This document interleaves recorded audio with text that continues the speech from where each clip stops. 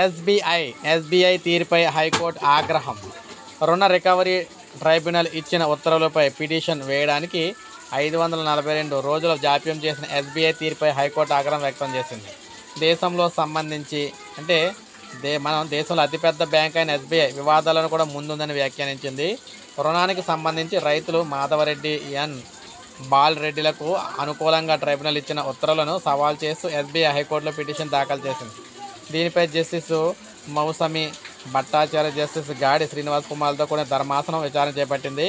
Bank తరపు న్యాయవాది వాదనలు వినిపిస్తూ గతంలో ఉన్న న్యాయవాది అనారోగ్యం కారణంగా కేసు విచారణకు హాజరు కాలేకపోతున్నారని, దీనిపై ధర్మాసనం స్పందిస్తూ పిటిషనర్ దాఖలు చేయడంలో జాప్యానికి సరైన కారణాలు పేర్కొనకపోవడాన్ని తప్పుపట్టింది. గతంలో కూడా కేసుల విచారణలో సహకరించకపోవడాన్ని ఎత్తి చూపింది. దీనిపై తదుపరి వాదనలు ఉత్తర్వులు జారీ చేస్తామంటూ విచారణ అయితే బుధవారం వాయిదా వేసింది. అంటే రైతులకు సంబంధించి సమస్యలు అనమాట.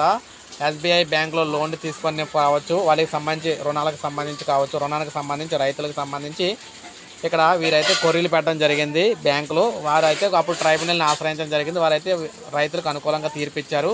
కానీ ఎస్బీఐ బ్యాంక్ మాత్రం దానికి స్పందించకుండా 6 నెలలు అంటే 2 సంవత్సరాల పాటు సాగదీసిందనమాట. ఈ నేపథ్యంలోనే వారికి అయితే షాక్ ఇచ్చారు. ఖచ్చితంగా రైతులకు సంబంధించి న్యాయం అయితే జరగబోతుందన్నమాట. తెలంగాణలో ఈ కార్యక్రమం అంతా జరిగింది. అందుకే మనం వీడియో చేసుకుంటున్నాం. ఒక లైక్ చేయండి, సబ్స్క్రైబ్ చేసుకోండి, మన ఛానల్ సబ్స్క్రైబ్ చేసుకోండి.